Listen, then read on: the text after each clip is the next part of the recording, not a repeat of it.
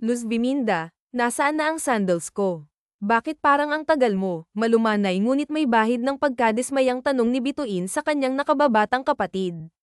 Nang marinig ang pagtawag ng kanyang ate, mabilis na bumaba si Luz Biminda mula sa hagdan, hawak ang isang pares ng sandals na maingat niyang nilinis. Pasensya na po, ate. Pinunasan ko pa kasi ito para siguraduhing malinis at maayos bago ko ibigay sa'yo, magalang na sagot ni Luz Biminda habang iniabot ang sandals. Narito na po, wala na yung alikabok. Ngunit imbes na pasalamatan siya, padabog na kinuha ni Bituin ang sandals mula sa kanyang kamay at tumaas ang kilay. Ang bagal mo talaga. Alam mo bang late na ako sa date ko kasama si Harrington?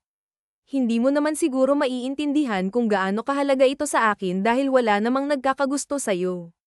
At Luz Biminda, ilang beses ko bang sasabihin? Huwag mo akong tawaging ate. Nakakairita. Hindi kita kailanman matatanggap bilang kapatid. Isa kang paalala ng pagkakamali ni Papa, malamig na wika ni Bituin sabay tulak kay Luz Biminda. Napayuko si Luz Biminda, pilit na itinatago ang mga luhang nagbabadyang pamatap mula sa kanyang mga mata. Tahimik siyang umalis, ngunit hindi nakaligtas sa kanya ang malamig na titig ng kanilang ina, si Doña Bernadita, na pababa ng hagdan. Bituin, anak, bakit parang lagi kang mainit ang ulo? Napakaganda mo, pero ang init ng ulo mo, malumanay na sabi ng ina habang hinahaplos ang buhok nito. Kasi naman po, mama, ang bagal kumilos ni Luz Biminda. Late na ako sa date ko, pero siya parang pagong kung gumalaw, reklamo ni Bituin. Tumalikod si Doña Bernadita at tumingin ng masama kay Luz Biminda. Luz Biminda, ano ba? Ayusin mo ang pagsisilbi mo sa anak ko. Huwag mong hayaang malit siya sa kahit anong lakad niya. At isa pa, huwag mo akong tawaging mama. Hindi kita anak, kasambahay kita rito. Pasalamat ka at pinapapasok ka pa rito ng papa mo, malamig na sabi ng Donya. Sige na, sa kusina ka na. Tahimik na tumango si Luz Biminda at mabilis na umalis. Habang papunta siya sa kusina, nasalubong niya ang kanyang ama, si Don Hector. Tila nag-aalala ito nang makita ang kanyang mukha. Luz Biminda, umiiyak ka ba? Tanong nito, puno ng pag-aalala. Hindi po, Papa. Napuwing lang po ako, sagot ni Luz Biminda, pilit na ngumingiti. Huwag kang magsinungaling sa akin, anak. Inaway ka na naman ba ng ate mo? Usisa ng Don. Ngunit alam ni Luz Biminda na kahit sabihin niya ang totoo, wala rin itong magagawa laban sa Donya. Hindi po, Papa. Wala po ito. Magluluto pa po ako, kaya aalis na po ako, sagot niya, sabay yuko at mabilis na umalis, iniwan ng kanyang ama na nakatingin lamang sa kanya ng may lungkot. Pagkarating ni Luz Biminda sa kusina, doon na niya pinakawalan ang mga luhang kanina pa niya pinipigilan. Ang sakit ng kanyang nararamdaman ay parang sugat na paulit-ulit na binubuksan. Bilang anak sa labas, ramdam niya ang bigat ng kanyang sitwasyon. Sa mismong pamamahay ng kanyang ama, siya ay tila isang alipin sa tunay nitong pamilya. Ang kanyang tanging layunin ay mag-ipon ng perang kailangan ng kanyang inang si Marisol, na kasalukuyang nasa coma. Si Luz Biminda, sa kabila ng kanyang murang edad na 22 taon, ay anak ng kanyang amang si Hector sa dating kasambahay nito, na siya ring ina niya. Noon pa man, tunay na mahal ni Don Hector ang kanyang ina, ngunit dahil sa yaman at impluwensya ng kanilang pamilya, napilitan itong magpakasal kay Beatrice. Gayunpaman, ang pagmamahalan nina Hector at Marisol ay nanatili, at sa kabila ng lahat, nabuo si Luz Biminda. Sa panahong may 2 taong gulang na anak si Beatrice kay Hector, ipinagbubuntis naman ng kanyang ina si Luz Biminda. Alam ni Luz Biminda na hindi siya kailanman matatanggap sa pamamahay ng kanyang ama, ngunit wala siyang magawa. Kailangan niya ng pera para sa pagpapagamot ng kanyang ina. Humingi siya ng tulong mula kay Don Hector, ngunit sa halip na kusang loob na tulong, pinilit siya ni Beatrice na paghirapan ang bawat sentimo. Sa kabila ng hirap at paakit na nararanasan niya mula sa 2 babaeng malapit sa kanyang ama, tiniis niya ang lahat. Ang mahalaga sa kanya ay maibigay ang kailangan ng kanyang ina. Kaya ko ito. Para kay Mama Marisol, kakayanin ko, bulong niya sa sarili habang pinapalakas ang kanyang loob. Pilit niyang binaliwala ang pait at sakit ng bawat masakit na salita at kilos na ibinabato sa kanya. Samantala, sa kabilang banda, kasalukuyang nasa isang marangyang restaurant si Bituin kasama ang kanyang kasintahang si Harrington. Pagpasok pa lamang ng binata sa lugar, Agad na nakuha nito ang atensyon ng mga tao, lalo na ng mga kababaihan. Si Harrington ay matangkad, makisig, at may angking kagwapuhan na tila kayang paikutin ang mundo ng sino mang tumingin sa kanya. Babe, masiglang bati ni Bituin habang tumayo mula sa kanyang upuan upang salubungin ng halik ang kasintahan. Niyakap naman siya ni Harrington sa bewang, na tila walang pakialam sa mga matang nakatingin sa kanila. Ang ganda nila tingnan. Para silang mga modelo, bulong ng isang customer habang humahanga sa magkasintahan. Si Bituin, bukod sa kanyang mahabang, bahagyang kulot na buhok, ay may natural na kagandahan na lalong pinatingkad ng kanyang eleganteng kasuotan. Pasensya ka na, babe, na late ba ako? Tanong ni Harrington na may lamang sa boses. Ngumiti si Bituin at umiling. Hindi. Kara-rating ko lang, sagot niya. Habang nag-uusap ang dalawa, napansin ni Bituin ang seryosong tingin ni Harrington sa kanya. Babe, bakit ganyan ang tingin mo sa akin? May gusto ka bang sabihin? Tanong niya, puno ng pagtataka. Babe, malapit na tayong ikasal, at may isang bagay akong gustong malaman. Paano kung maging pangit ako? Mamahalin mo pa rin ba ako? Seryosong tanong ng binata. Napakurap si Bituin sa tanong. Babe, hindi ka magiging pangit. At kahit maging pangit ka man, mamahalin pa rin kita. Utang na loob ko sa iyo ang lahat. Kung wala ka, baka nalubog na sa utang ang pamilya namin. Mahal kita, Harrington, higit pa sa itsura mo, sagot niya ng may wagas na pagmamahal. Nang marinig ito, napangiti si Harrington at mahigpit na hinawakan ang kamay ng nobya. I love you too, babe.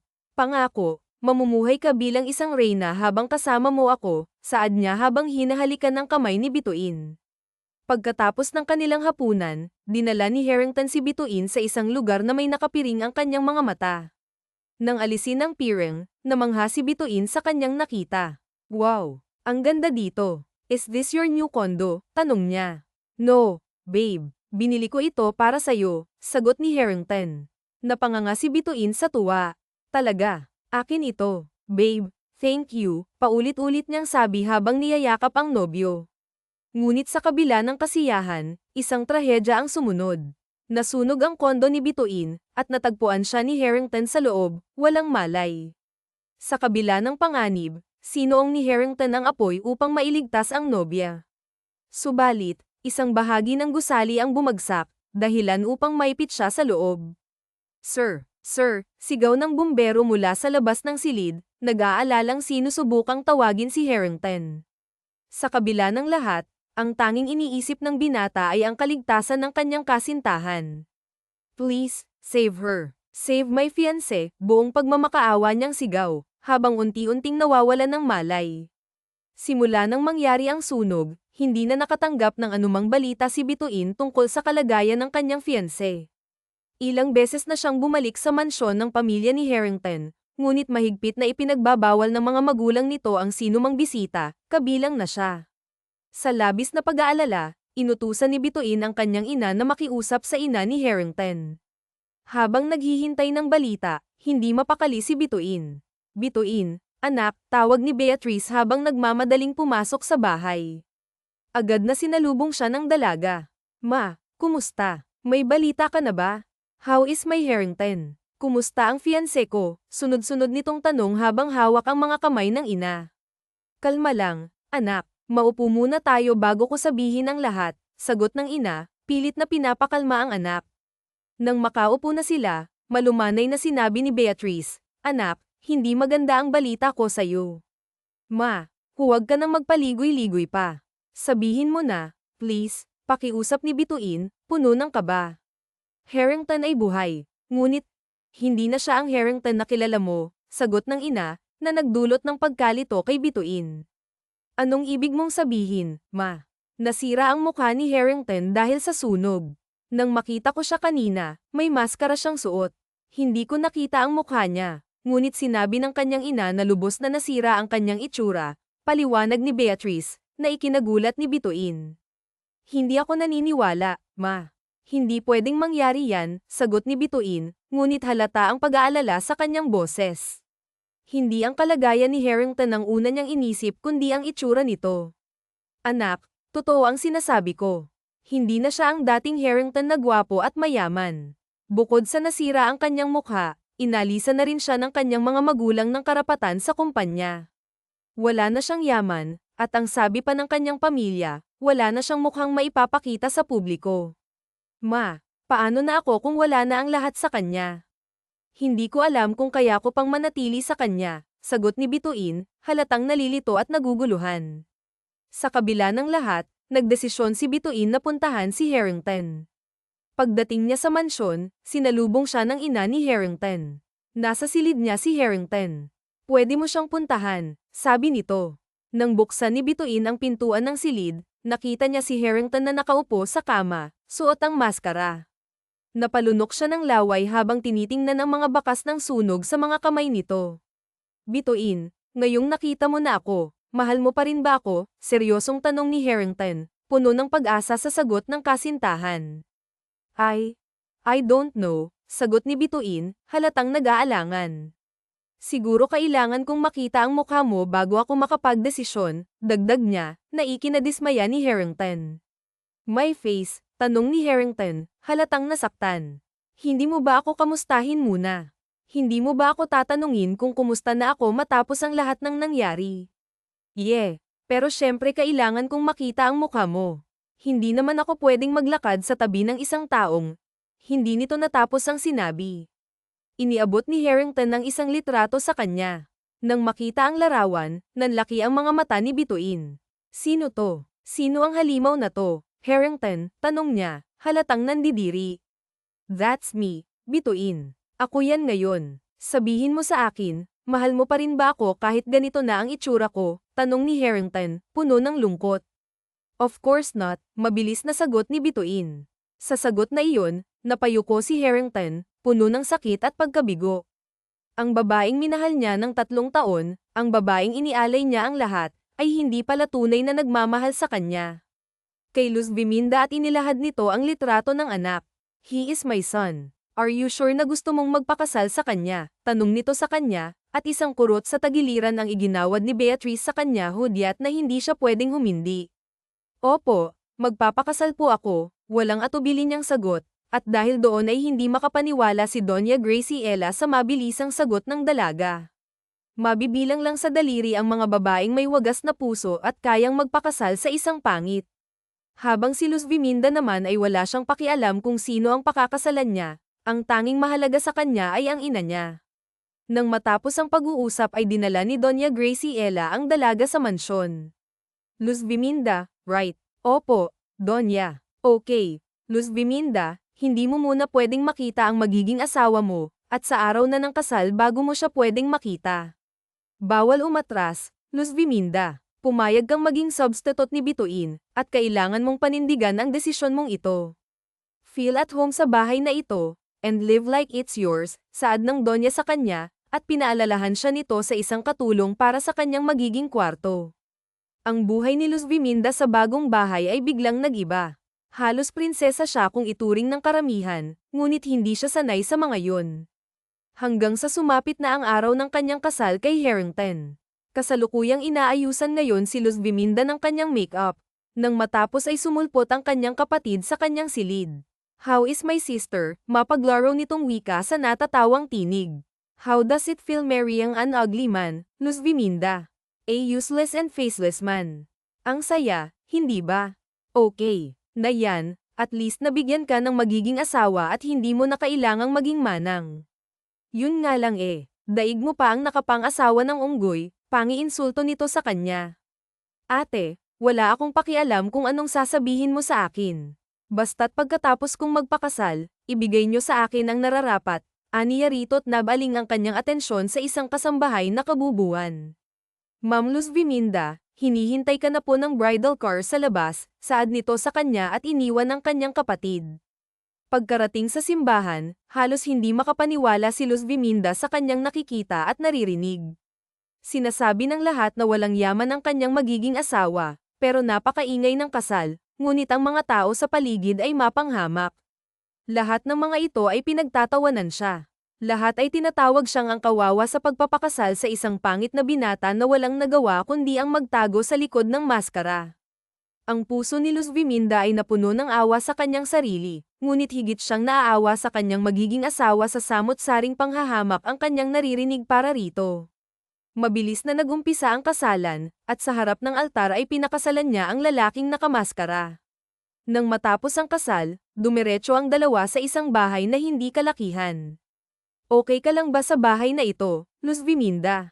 Don't worry. I can file a divorce for you pagkatapos mong magsilang ng sanggol para sa akin. Sa ngayon ay pagtiisan mo muna ako, malamig na wika ni Harrington at hindi umaasang may magmamahal pa sa kanya. Sige, at habang magkasama tayo ay gagawin ko ang lahat bilang asawa mo, sagot niya rito, at isang ngiti ang gumuhit sa kanyang labi. Sa pagsasama ni Luz Viminda at Harrington ay naging maganda ang kanilang pagsasama. Hindi naramdaman ni Harrington ang pagdidiskrimina ni Luz Viminda sa kanya sa kabila ng kanyang itsura. Ang bahay ng dalawa ay may kaliitan lamang, at marami pang dapat ayusin. Kasalukuyang nakatayo ngayon si Luz Viminda habang nakatingin sa mga bintana. Gusto niya itong lagyan ng kurtina, pero masyado itong mataas at akala niyang mahihirapan siya sa kanyang gagawin. Kumuha siya ng silya at pinatungan niya ito, ngunit kulang pa rin ang kanyang tangkad upang maabot ito. Pinunat pa niya ang kanyang kamay at inangat ang kanyang mga paa upang mas maabot ang dulo ng kurtina. Subalit pwedeng maghiwalay ang kanyang mga buto, pero hindi pa rin niya ito naabot nang biglang isang baritonong tinig ang nagsalita na nagpatindig ng kanyang mga balahibo sa katawan. I'm seeing your undies, sambit nito na kinagulat ni Luz Viminda dahilan upang mawalan siya ng balanse sa katawan at napapikit na lang siya sa takot habang hinihintay na sumakit ang kanyang katawan. Nang makita ni Harrington ang pangyayari ay wala siyang sinayang na oras at maagap niya itong sinalo. Dahan-daang iminulat ni Luz Viminda ang kanyang mga mata nang maramdamang hindi lumagapak ang kanyang katawan sa sahig. Sa pagbukas ng kanyang mga mata ay napagtanto niyang nasa bisig siya ng kanyang asawa. Just tell me when you need help, nag-aalalang wika ni Harrington sa kanya. Maayos na sana ang lahat nang maramdaman niyang nakasakop ang isang kamay nito sa kanyang dibdib. Agad na binalot ng pamumula ang kanyang mukha sa labis na kahihiyan para sa kanyang sarili. Bastos, agaran niyang sigaw sabay sampal sa binata at pumalag na parang kiti-kiti. Dahilan upang mabitawan siya ni Harrington at lumagapak ang kanyang balakang sa sahig. Aray ko, nabali yata yung tadyang ko, namimilipit niyang wika habang hawak-hawak ang napuruhan niyang parte. Gayunpaman ay sinika pa rin niyang makatayo. Ano bang problema mo? Ikaw na nga yung tinutulungan tapos ikaw pa yung nananampal. Won't you even thank me? Reklamo niya rito habang si Luz Viminda naman ay dalawang kamay niyang niyakap ang kanyang dibdib. Che, tutulong ka sabay manghihipo. Okay na sana eh. Magpapasalamat na sana ako kaso ang sipag din ng kamay mo no, mata rin niyang wika rito. Napangiti naman si Harrington sa inasal ng asawa. You mean wala pang ibang lalaking nakahawak dyan kundi ako pa lang, tanong nito at muling binalot ng hiya si Luz Viminda at hindi ito nakasagot. Look Luz Viminda, I'm your husband and there's nothing wrong kung humingi ka ng tulong sa akin, and there's nothing wrong kung may mahawakan man ako sa katawan mo. After all, you are my wife, dugtong nito at napakagat ng sariling labi si Luz Viminda. Wala siyang maisagot sa binata at totoo din naman ang sinasabi nito sa kanya. Dadating din ang araw na ipagkakatiwala niya ang kanyang katawan dito dahil obligasyon niyang bigyan ito ng anak. Okay lang ako kaya kung sarili ko, tanggi niya rito at maayos na tumayo kahit na kumikirot-kirot ang kanyang balakang. Hindi na niya pinansin si Harrington at muli siyang pamatong sa silya at nagmatigas. Subalit sa muli ay hindi niya pa rin ito maabot. Sigurado ka bang ayaw mo ng tulong ko? Muling tanong nito sa kanya. Ang kulit. Kaya ko nga, pagmamatigas niya rito habang si Harrington naman ay napapailing sa katigasan ni Luz Viminda. Lumapit siya rito at pinasok ang kanyang ulo sa gitnang hita nito upang buhatin ito at tulungan. Harrington, anong ginagawa mo? Harrington, tarantang wika niya at nag-aalala siya sa kanyang hita dahil paano kung makita nito ang kanyang gitna. Bakit pa kasi sa dami-dami ng araw ay ngayon pa niya nakalimutang magsuot ng short pants sa pin? Umupo ka na lang sa balikat ko. Kita mong hindi mo abot pinipilit mo pa. Ang tigas din ng ulo mo eh. Honest sa asawa ngunit nagmamatigas pa rin ito. Ayoko nga, naiilang nitong tanggi kay Harrington. Uupo ka o titan gala ako, banta nito at kay bilis nagbago ang utak ni Luz Viminda. Oo na, ito na nga uupo na nga eh. Ito na o ito na. Natatakot nitong sambit at baka tumingala nga ito at makita ang kanyang tinatagong kabebe. Umupo siya sa balikat ng kanyang asawa habang ang kanyang puso ay parang luluwa na mula sa kanyang dibdib sa labis na kaba. Nang makaupo sa balikat nito ay naramdaman niya ang pagdikit ng kanyang parte sa leeg nito na siyang labis niyang ikinahiya at nais na niyang matuno na parang yelo. Diyos ko, kunin niyo na po ako, ibalik niyo na lang ako mamaya, anya sa kanyang isipan. Ang lusog naman pala, mahinang sambit ni Harrington at biglang nabuhay ang kanyang katawang lupa. May sinasabi ka ba? Matari niyang tanong dito. Wala, may narinig ka ba? Sagot naman nito. Hindi na pinansin ni Luz Viminda ang asawa bagkos ay may madali niya ang kanyang trabaho. Habang kinakabit ni Luz Viminda ang kurtina ay naramdaman niya ang paghawak ni Harrington sa dalawa niyang hita at tila para bang may gagamba ang gumagapang sa kanyang katawan mula sa hita hanggang batok. Ibaba mo na ako dali, apuran niya rito at binabanga siya nito. O di ba ang dali lang matapos? Sa susunod kasi humingi ka ng tulong sa akin, anito kay Luz Viminda sabay napahawak ito sa kanyang leeg. Ang init aniya sa kanyang isipan. Simula nang araw na yon ay may ailangan man ay naging komportable ang dalawa sa presensya ng bawat isa. Bawat isa sa kanila ay ginagampanan ng papel bilang bagong mag-asawa. Kinabukasan ay maagang nagising si Luz Viminda at agad siyang gumayak para sa almusal nilang mag-asawa. Ang sarap ng ulam. Ikaw ang nagluto, casual niyang tanong sa dalaga na para bang nagkakapalit sila ng loob. Oo, maaga talaga ako kung gumising. Kasi sabi mo may lakad ka sa negosyo nyo. Pero teka, Harrington, sabi wala ka nang mamanahin pero bakit pupunta ka pa rin sa kumpanya nyo? Sabi mo wala tayong pera pero bakit hindi mo ako pinapatrabaho? Taka niyang tanong dito. Luz Viminda, bilang asawa ko ay kailangan mo lang manatili sa tabi ko. Isa pa. Oo, hindi na ako nagpapatakbo ng kumpanya namin pero isa pa rin akong tagapagmana kaya may pakialam ako sa kumpanya namin, saad niya rito at hindi na nagtanong pa si Luz Viminda bagkos ay pinagsilbihan niya ang plato ng kanyang asawa nang biglang hawakan nito ang kanyang kamay. Napatigil si Luz Viminda na animoy malakuryenteng hatid sa kanya ng binata sabay nagtama ang kanilang mga mata. Harrington, sabihin mo lang kung tama na ang nilagay ko sa plato mo. Pabigla-bigla ka kasi. Nakakagulat, anrito at hindi niya batid kung ano pa ang dapat niyang sabihin. May isang linggo na silang nagsasama, ngunit ni minsan ay hindi pa nila nagagawa ang gawaing mag-asawa. Luz Viminda, bakit ka mabait sa akin? Hindi ka ba natatakot sa akin? Tanong nito sa dalaga. Bakit naman ako matatakot sa asawa ko? Masuyo at malambing niyang turan sa lalaki.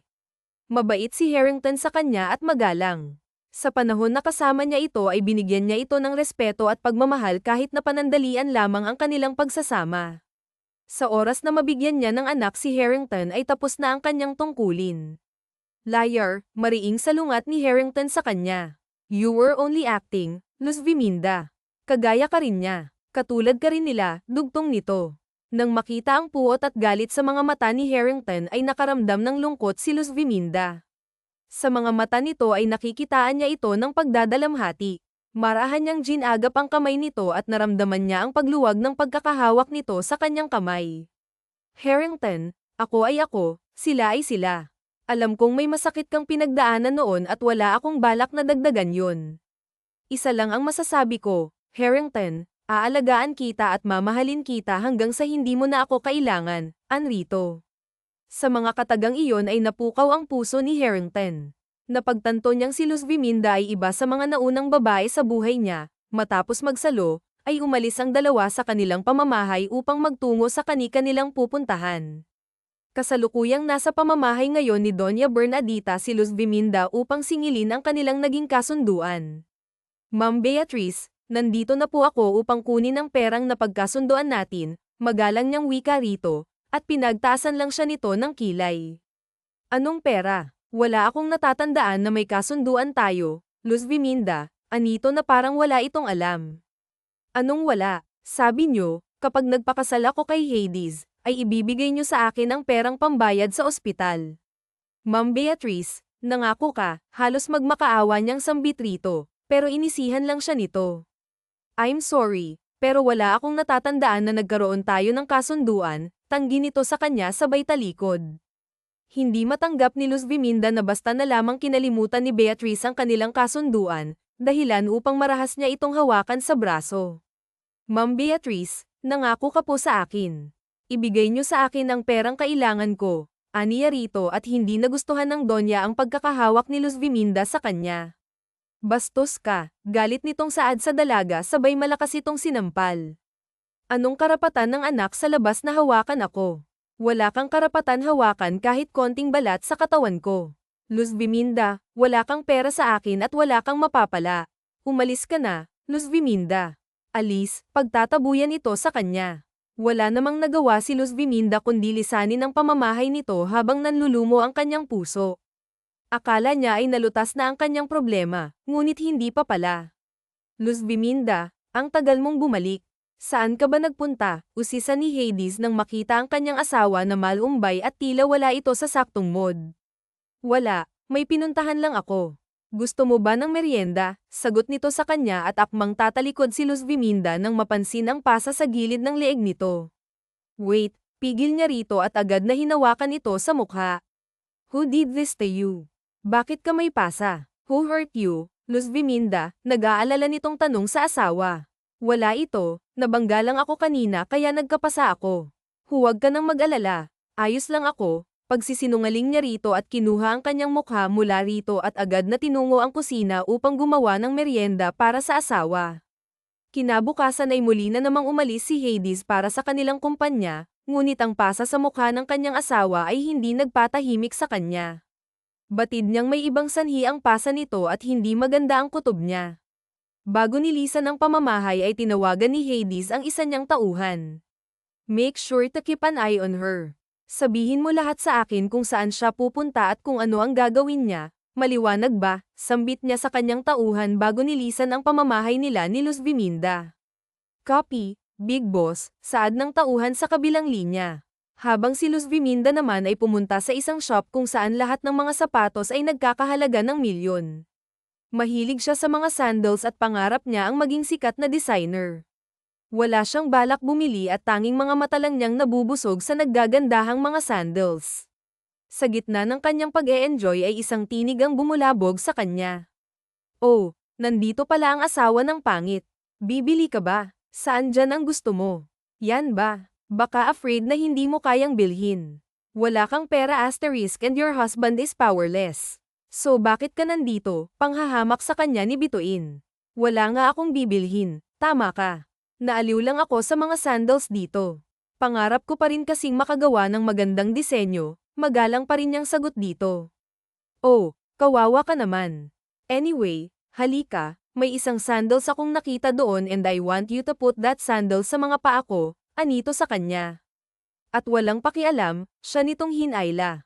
Bilang nakakatandang kapatid ay wala siyang balak na bastyusin ang kanyang ate sa harap ng karamihan.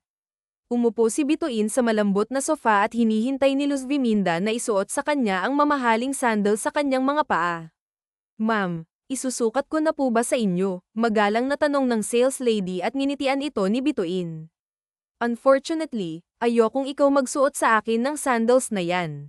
Gusto ko siya, maarte nitong wika sabay belang ng atensyon kay Luz Viminda. Luz Viminda, isuot mo na nga ang sandals na yan sa mga paa ko. Bilis, apuran nito na para bang katulong niya ang kapatid. Marahan siyang lumuhad sa harapan nito at maingat na sinuot ang sandals sa paa ng kanyang ate, subalit hindi ito magkasya.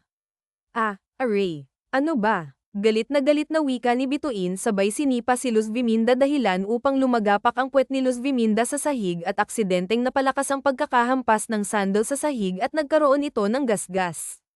Kita mong masakit, gusto mo bang magsugat ang paa ko ha? Namumuro ka na, Luz Viminda. Hindi ka lang bobo, tanga ka pa, anito sa dalaga. At hindi nakawala sa mga mata ng sales lady ang gasgas sa sandals. Ma'am Bituin, the sandals cost PHP 850,000 po at gasgas na po ito. Kailangan niyo po itong bayaran. Ano? PH 850,000 tapos babayaran ko. Hindi ko nga nasuot. Hindi ako magbabayad niyan. Singilin mo ang babaeng may hawak niyan. Siya naman ang nakasire hindi ba? Aniya at napatingin ang sales lady kay Luz Viminda. Wala po akong perang pambayad dito eh. Hindi ko po ito kayang bayaran, matapat niyang sagot dito. Hindi naman pala di dapat doon ka sa bangkita tumitingin at hindi dito.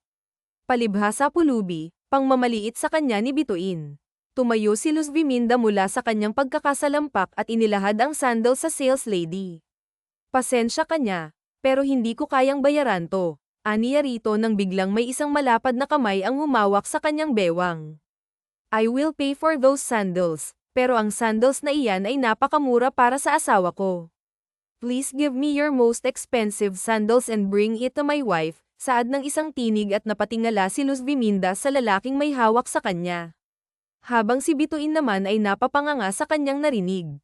Kung akala niya'y walang pera si Hades, pero bakit ito bibili ng pinakamahal na sandals para kay Luz Viminda? Talaga po, sir, bibilhin niyo ang pinakamahal naming sandals, nagagalak na wika ng sales lady at hindi mawala ang ngiti sa labi nito.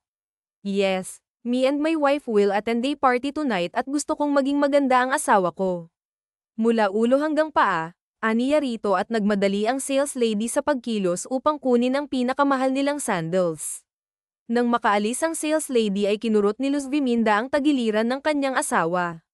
Hades, wala tayong pera. Huwag ka nang bumili, hindi rin naman yun nababagay sa akin. Awat niya rito at nginitian siya nito. Asterisk, you are my wife and you are beautiful, Luz Viminda. Don't worry about the cash. Ako na bahala. Anito sa kanya at hindi na siya nito pinayagang magsalita pa. Ikaw na ang bahala sa cash. Sabi wala ka ng yaman, Hades, at bakit mo pabibilhan ng mamahaling sandal si Luz Viminda? Naiintriga ang tanong ni Bituin na may halong inggit sa kanyang tinig. It's none of your business, Bituin. Bibilhin ko ang mga bagay na sa tingin ko ay karapat-dapat sa asawa ko. Anyway, Bituin, do you want one? Pang-iingganyo niya rito at kay bilis na tumango si Bituin. Talaga ba? Meron din ako. Sige, gusto ko yung pinakamahal din. Makapal nitong sambit at seryoso siyang tinitigan sa mga mata ni Hades. Sure, in one condition, isuot mo sa mga paa ni Luz Viminda ang sandals niya. Aniya rito at naiinsulto si Bituin. Mataas ang pride nito at kahit kailan ay hindi nito ibababa ang kanyang pride para sa kapatid. Dahil hindi tanggap ang hinihingi na kondisyon ay padubog na nilisan ni Bituin ang shop. Habang si Luz Viminda at Hades naman ay mas nagkapalagayan ng loob at tila ay komportable sila sa isa't isa na parang tunay na mag-asawa. Hades, paano mo pala nalaman na nandito ako? Hindi ko naman to sinabi sa iyo tanong ni Luz Viminda. I have ears and eyes everywhere, Luz Viminda. Sa piling ko'y wala ng mga api sa'yo. Casual nitong sambit sabay ginagap ang kamay ni Luz Viminda at hindi na ito binitawan pa. Sa feeling ni Luz Viminda ay naramdaman niya ang pagtanggap at pagmamahal na hindi kinakailangan ng pera at mukha. Kaya gagawin niyang lahat para rito. Isang mabuting tao si Luz Viminda at masasabi niyang ito ang babaeng para sa kanya, ngunit hindi niya batid kung pareho ba sila ng nararamdaman. Matapos mamili ay magkasamang umuwi ang dalawa nang magkahawak ang kanilang kamay. Get inside, wika ni Hades sa asawa habang si Luz Viminda naman ay nagtataka sa kotseng nasa harap niya. Hindi kasi ito ang kotse ni Hades nitong nakaraang mga araw. Sasakay tayo dito sayo. Totoo, takanyang tanong sa asawa. Yes, kaya nga sabi ko get in ba. It's because this is my car, saad ni Hades sa kanya. Stop asking too much, Luz Viminda. Maiintindihan mo rin ito sa tamang panahon.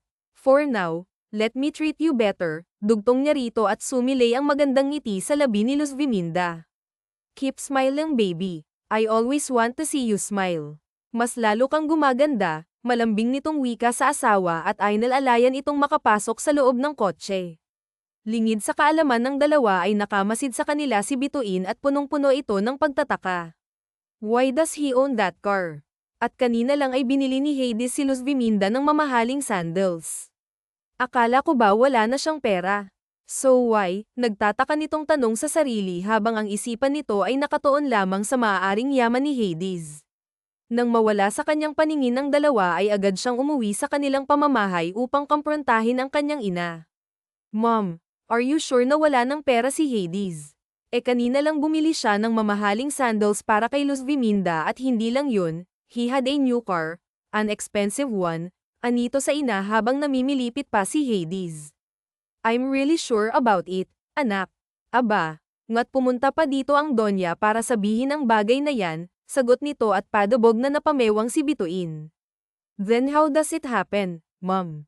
What if hindi talaga powerless si Hades? Kahit na pangit siya, kung may pera lang siya ay pwede ko na siyang pagtiyagaan. By the way, Ma'am, invited ba tayo mamayang gabi sa party? Tanong nito at tinanguan siya ng kanyang ina. Yes, at kailangan nandoon tayo sa oras ng 7:00 ng gabi. Bakit mo natanong? Dahil may plano ako mamayang gabi, Mom, saad nito sa ina. Habang sa kabilang banda naman ay abala si Luz Viminda sa pamimili sa dress na kanyang isusuot. Binilhan siya ni Hades ng 5 damit upang pagpilian, ngunit wala siyang mapili sa mga ito. Nakapili ka na ba ng isusuot mo? Tanong nito sa kanya at bumantong hininga si Luz Viminda bago sumagot sa asawa. Hades, lahat ng damit ay maganda pero pwede bang dito na lang ako? Hindi kasi ako nababagay sa party na yun. Hindi ako mayaman at hindi ako maganda, walang lugar ang katulad ko sa party na yun, nababahala niyang wika sa asawa at kinabig siya nito sa bewang. Napapitlag si Luz Viminda sa ginawa ng asawa dahil parang casual lang dito ang hawakan siya. Oo at mag-asawa sila, pero hindi pa siya sanay sa ganun. Nahihiyang iniyuko ni Luz Viminda ang kanyang ulo upang iwasan ang maalab na mga mata ni Hades. Nakamaskara ito pero ang mga mata nito ay puno pa rin ng karisma. Hades, ang lapit mo naman. Pwede bang mag-usap lang tayo pero walang ganito? Kinakabahan niyang wika rito. Bakit? Ayaw mo ba? Nandidiri ka ba sa akin? Sa kung ano ang mukhang meron ako sa likod ng maskara na ito. Natatakot ka ba, Luz Viminda? Natatakot ka ba sa isang pangit na kagaya ko? Panunubok nito sa dalaga at agad na napatingin si Luz Viminda sa mga mata nito. Hindi yan totoo. At ano ang totoo? Kinagat ni Luz Viminda ang kanyang pang-ibabang labi at tumatakbo sa kanyang isipan kung sasabihin ba niya ang kanyang nararamdaman rito. Ngunit paano niya ito sasabihin kung maging siya ay hindi niya makuhang maintindihan ang kanyang nararamdaman para rito? Tell me, Luz Viminda, are you scared? Do you want to walk away from me? Tell me a word, Luz Viminda and I will set you free. Seryoso niyang tanong rito habang si Luz Viminda naman ay nanatiling nakatitig sa mga mata ni Hades at maraming mga naglalaro sa kanyang isipan. Paano niya sasabihing nais niyang lumayo rito kung sa bawat paghawak nito sa kanya ay nais niyang ipako ang sarili dito? Yumuko si Luz Viminda at humugot ng lakas ng loob bago nagsalita. Paano ako matatakot sa iyo, Hades, kung ikaw lamang ang bukod-tanging tao ang nagparamdam sa akin na pwede akong tanggapin at ay respeto. Kahit sarili kong kadugo ay hindi ko yun makuha. Sa'yo ko naramdaman ang respeto, Hades, at kailanman ay hindi ka naging masama sa akin. Hindi ko kailangang magsikap upang tanggapin mo. Iba ka, Hades. Habang si Papa, anak niya ako pero hindi niya ako kayang ipaglaban. Ang ate Bituin naman ay walang ibang tingin sa akin kundi alipin.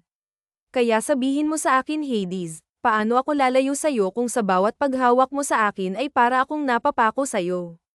Hindi ko alam kung ano-anong nararamdaman ko pero isa lang ang malinaw sa akin, Hades, gusto kong manatili sa tabi mo. Gusto kong manatili sa bahay na ito kasama ka hanggang sa hindi mo na ako kailangan, hanggang sa maibigay ko ang nais mong anak, emosyonal niyang sambit rito. Dahil sa kalaliman ng kanyang puso ay nais niyang manatili sa tabi ng kanyang asawa sa habang buhay.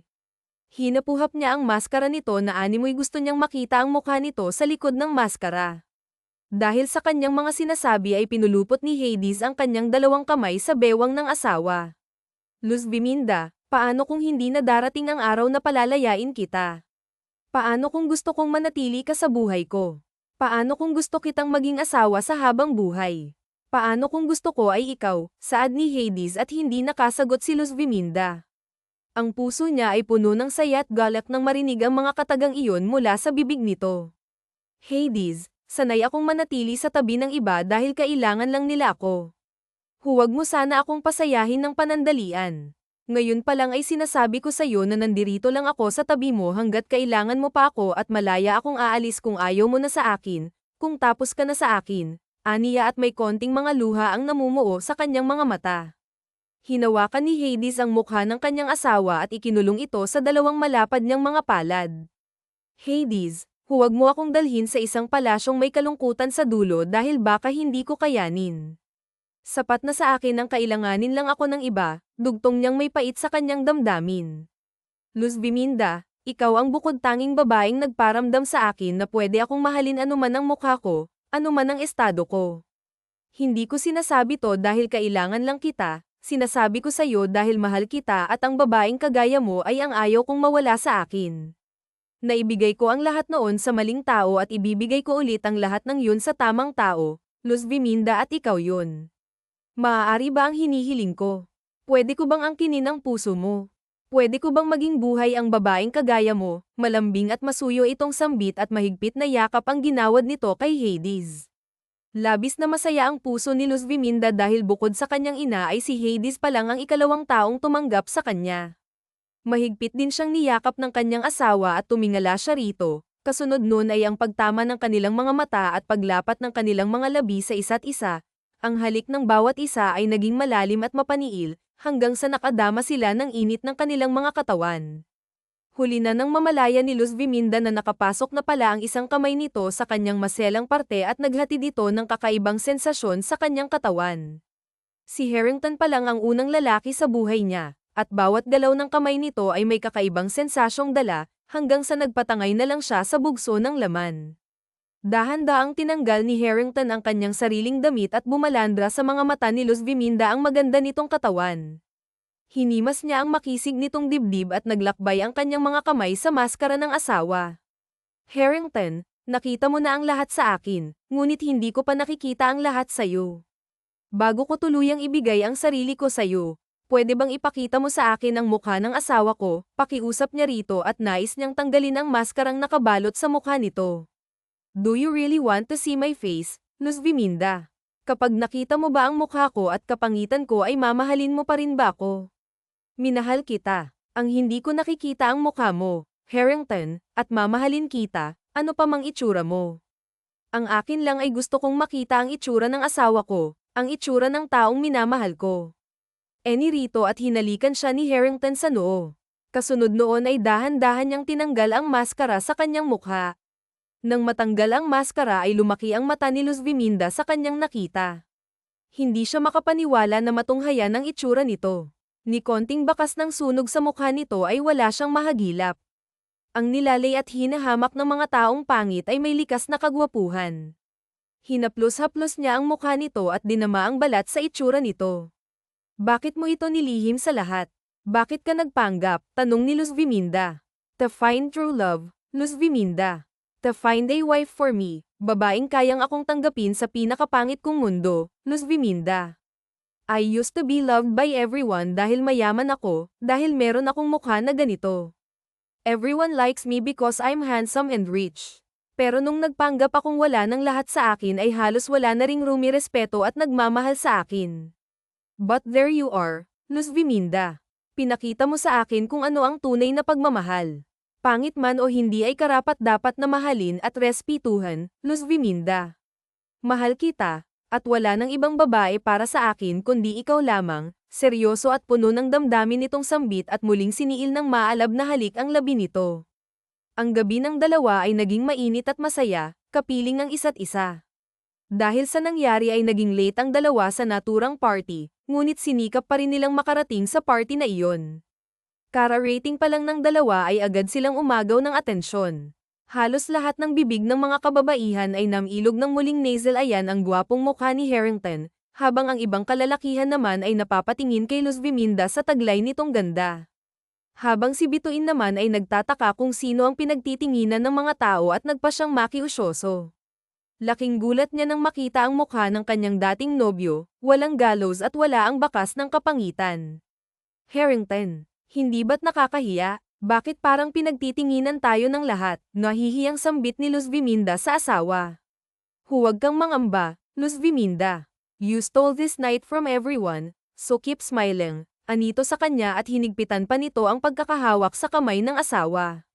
Sa gitna ng party ay walang ibang tinignan ng mga tao kundi si Harrington lamang at si Luz Viminda, habang si Bituin ay inis na inis sa kanyang kapatid. Humanda ka sa akin, Luz Viminda. Aagawin ko mula sa iyo si Harrington. Akin siya, Luz Viminda, akin, nagngingit-ngit na sambit ni Bituin at may nag-uumapaw na galit sa kanyang kapatid. Nang makita ni Bituin na umalis na ang huling kausap ng mag-asawa ay nilapitan niya si Harrington. Tinulak niya ng bahagya si Luz Biminda at malanding hinawakan ang leeg ng lalaki sabay hinalikan ito sa labi at nagpapakadalubhasa. But believe me, Harrington, I still love you, makapal nitong sambit sa harapan ng lalaki. You still love me. Talaga ba? Mahal mo ba ako? O mahal mo lang kung anong meron ako? Bituin, it's not you who I want. At sinong gusto mo? Ang babaeng iyan. E binayaran lang yan ng mama ko para pakasalan ka, siwalat nito sa lalaki. Alam ko, pero hindi kasali sa bayad nyo ang mahalin ako at tanggapin ako for all I am. Ikaw ang babaeng mananatili sa tabi ko, Bituin, pero hindi pala. Palabas lang ang lahat, Bituin, I didn't lose anything. Gusto ko lang sanang subukin ang mga kataga mo para sa akin noon, and luckily, I see your true color. I owe you, Bituin. I owe you a lot. So thank you for leaving me so early. And foremost, thank you for giving Luz Biminda to me. Because of you ay nakita kong babae para sa akin ng walang bahid na kasakiman, anito at tumaas ang isang kilay ni Bituin. Nagsisisi siya na iniwan niya si Harrington. Ang yaman at posisyon ni Luz Biminda ay sa kanya dapat. Ah, ganun. E walang silbi naman niyang pinili mo ang babaeng yan ay anak ng kabit. Anak ng babaeng gold digger, siwalat nito sa lahat at nais niyang ipahiya ang kapatid sa lahat ng tao. Bituin, that's enough, isang malakas na boses ang sumuway kay Bituin at ito ay ang kanilang ama ni Luz Biminda. And why should I shut up, Papa? Ayaw mo bang malaman ng marami na ang asawa ng mahal ko ay anak mo sa kabit mo, na isa siyang bunga ng pagtataksil at kalandian, desperada nitong wika at nais nitong marinig ng lahat kung saan nagmula si Luz Biminda. I said enough. Hindi bunga ng kamalian ang kapatid mo, Bituin. Let's go, umuwi na tayo, istriktong wika ng Don sa kanyang anak at puwersahan nitong kinaladkad palabas ng party, habang si Harrington naman ay binalingan ng atensyon ang kanyang asawa. Don't cry, Luz Biminda. Come here, let's get out of here. I should not bring you here. Anito sa asawa at mahigpit na hinawakan ito sa kamay palabas ng party. Habang sa kabilang banda naman ay panay pa rin ang pag-aamok ni Bituin hanggang sa makauwi sila sa kanilang pamamahay. Bitawan mo nga ako, Papa. Ako ang anak mo sa tunay mong pamilya, pero doon ka kumakampi sa anak mo sa labas, sa anak mo sa kabit mo. Don't tell me na mas pipiliin mo si Luz Biminda over me, moldita niyang wika sa ama. Wala akong pinipili sa inyong dalawa, Bituin. That's not true. Mas mahal mo siya kaya sa akin. Kaya kinaladkad mo ako palabas ng party dahil obviously siya ang pinipili mo kaya sa akin. It's because anak ko siya, Bituin. And you are not my real daughter, siwalat nito sa anak na siyang ikinagulat nito. What? No, that can't be. Papa, that can't be. Luz Biminda is the only daughter that I have, Bituin, habang ikaw, you are not my daughter.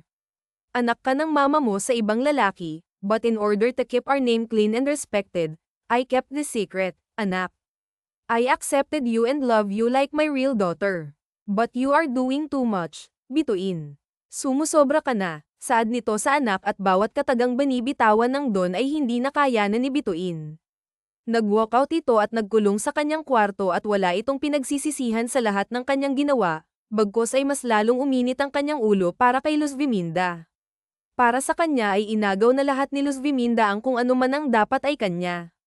Sanhi ng kamalditahan ay lumaya si Bituin na walang ibang dala kundi ang kanyang sarili hanggang sa napadpad siya sa isang hasyenda sa pamamahala ng mga herero. Kinabukasan ay maagang umalis si Luz Biminda upang bisitahin ang kanyang ina na nakakoma sa ospital, ngunit laking gulat niya nang mapagtanto na wala na ang kanyang ina sa ospital na iyon at bayad na rin ang lahat ng bill niya sa ospital. Nurse, pwede bang malaman kung saan dinala ang nanay ko at kung sino ang nagbayad sa mga bayarin ko? Ma'am, si Harrington Montenegro po ang nagbayad ng mga bayarin nyo at ang ina mo ay inilipat sa Montenegro Hospital. Anito sa kanya at doon niya napagtanto na ang asawa pala niya ang nasa likod ng lahat. Dahil doon ay dali-dali siyang umuwi sa kanilang bahay upang makita ang kanyang asawa. Nang makita niya ito ay mabilis niya itong niyakap ng sobrang higpit. Are you happy? Malambing na tanong nito sa kanya at mabilis niya itong tinanguan. Masaya, sobrang saya, Harrington. Sobra-sobra na ang ginagawa mo para sa akin, anrito at inilingan ito ng kanyang asawa. Walang sobra para sa asawa ko, Luz Viminda. I will give everything I can para lang sumaya ka, anya rito at masuyo itong hinalikan sa noo. Luz Viminda, alam kong ang kasal natin noon ay may ibang dahilan kung bakit yun nangyari. Ang kasalan na iyon ay puno ng panghahamak ng ibang tao sa ating dalawa. Now, I want to marry you for the second time. Pumapayag ka ba, Luz Viminda? Masuyo itong tanong sa asawa at hindi nagdalawang isip si Luz Viminda na tanggapin ito. Agad na idinaos ang kasal ng dalawa sa ibang bansa na dinaluhan ng mahalagang tao sa kanilang buhay. Matapos ng kasal ay agad na nag-honeymoon ang dalawa. Kasalukuyang kapwa hubot-hubad sila habang si Harrington ay nakapaibabaw sa kanyang asawa. Ang tangkad at laking tao ni Harrington at hindi maiwasan ni Luz Viminda ang magreklamo. Harrington, ang bigat mo. Pwede bang umalis ka muna sa ibabaw ko? Anito sa asawa at pilyo itong ngumiti. Ngayon ka pa nagreklamo. Kagabi nga ay halos isang gabi akong nasa ibabaw mo pero hindi ka nabibigatan sa akin. May kabuluhan itong wika sa kanya sabay pabagsak na humiga sa kama. Napanguso na lang si Luz Viminda sa mga binanggit nito at bahagyang napatawa. Harrington, don't pout your lips, or I'll kiss you more, banta nito sa asawa sabay binuhat ito paakay sa kanyang ibabaw. Slip on top of me, baby. That way I can behave myself, saad nito at mahigpit na niyakap ang asawa at sabay silang nahulog sa pagkaidlip. Hindi nagtagal sa pagsasama ng dalawa ay agad na nagbunga ng isang sanggol na lalaki at pinangalanan nila itong Xandro. Sa mahabang pagkaka ay nagising na rin ang ina ni Luz Viminda. Ang may kasal kay Harrington ay maituturing ni Luz Viminda na isang malaking regalo at pinakamagandang blessing na nangyari sa buhay niya. Ang magkaroon ng pamilya kasama ito ay higit niyang ipinagpapasalamat sa Diyos. Wakas.